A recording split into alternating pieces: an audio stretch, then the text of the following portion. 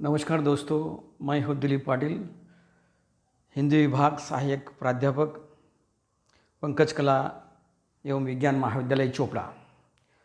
दोस्तों, भाषिक संप्रेषण एक कला के अंतर्गत भाषिक संप्रेषण के प्रकार और उन प्रकारों में मौखिक या लिखित दो प्रकार होते हैं। उसमें से लिखित संप्रेषण के अंतर्गत लिखित प्रकारों के अंतर्गत रिपोर्ट लेखन एक प्रकार होता है। रिपोर्ट लेखन को ही प्रतिवेदन कहा जाता है।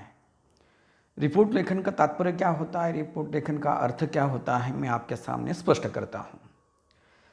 सरकारी कामकाज के प्रमुख अंग के रूप में जांच, तथ्यान्वेषण, सुझाव आदि के विस्तृत विवरण प्रस्तुत करने की प्रणाली को प्रतिवेदन या रिपोर्ट कहा जाता है।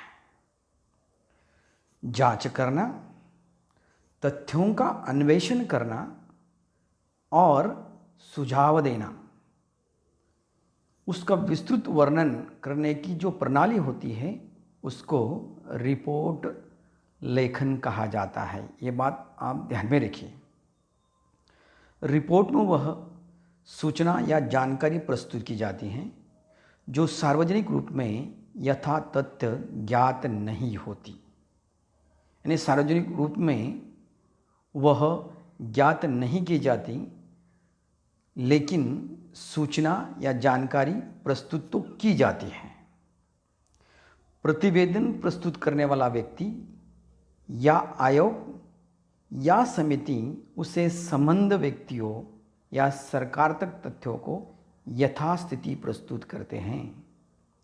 प्रतिवेदन ये क्या अनेक व्यक्ति, अधिकारी, सचिव तथा सरकार के द्वारा गणित आयोग मंडल प्रस्तुत करते हैं। कौन कौन करते हैं? अनेक व्यक्ति कर सकते हैं, अधिकारी कर सकते हैं, सचिव स्तर के लोग कर सकते हैं, या सरकार में जो महत्वपूर्ण आयोग हैं, मंडल है, उसके द्वारा भी रिपोर्ट लेखन या प्रतिवेदन किया जाता है। अंग्रेजी शब्दकोश में दिए गए प्रतिवेदन शब्द के निम्नलिखित अर्थ इस प्रकार हैं, अर्थात औपचारिक या आधिकारिक रिपोर्ट को लेखन करना या प्रस्तुत करना। उसमें भी सूचनार्थ, घटना विशेष का विस्तृत वर्णन करना, कार्य का विवरण, संस्था, आंदोलन, उत्सव आदि का विवरण या ज्ञातव्य बातों का विवरण वस्तु या व्यक्ति के संबंध में हो। दोस्तों, प्रतिवेदन एक ऐसा प्रलेख है जिसमें सूचना देने के उद्देश्य से किसी विशेष समस्या की जांच की जाती है और उस संबंध में निष्कर्ष, विचार एवं कभी कभी सिफारिशें भी प्रस्तुत की जाती है। ये बहुत महत्वपूर्ण बात है कि सूचना देने के उद्देश्य से किसी विशेष समस्या की जांच करना, निष्कर्ष पर जाना, विचार करना और सिफारिशें भी उसके द्वारा ही प्रस्तुत करना, ये प्रतिवेदन है।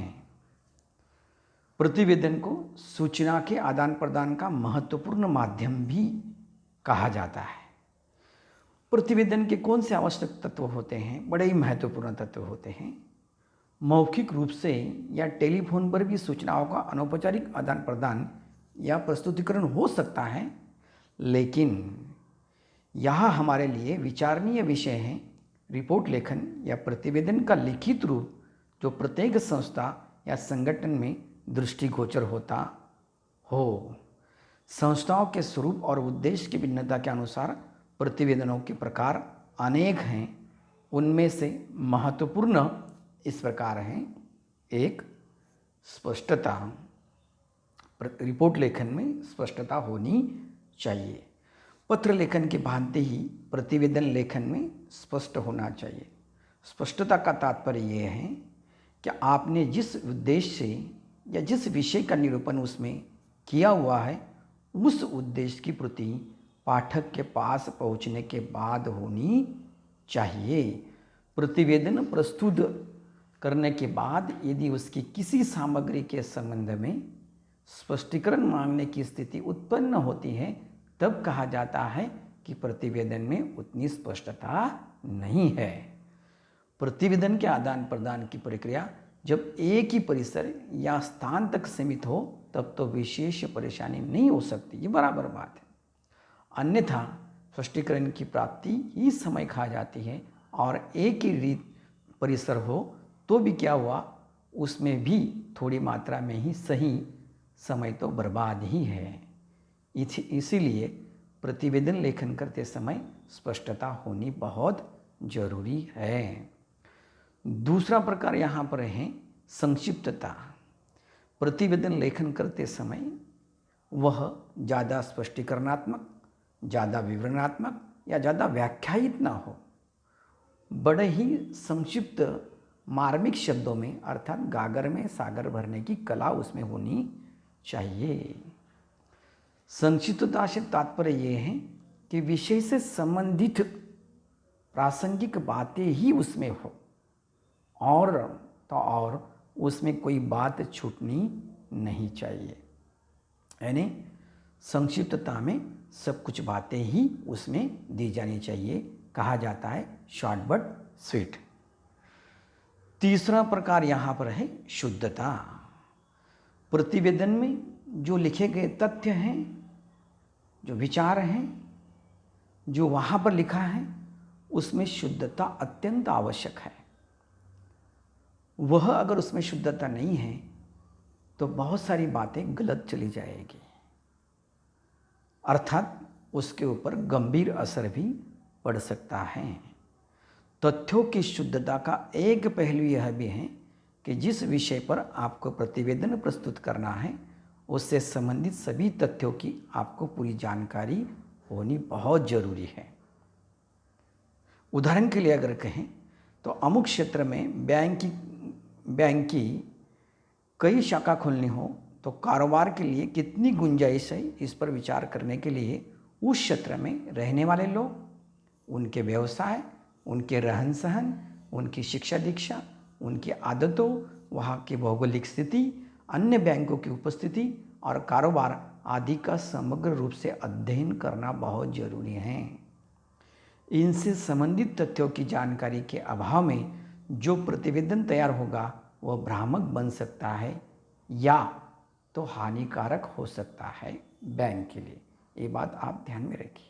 यानी इतनी जांच पड़ताल के बावजूद ही आप उसमें शुद्धता ला सकते हैं।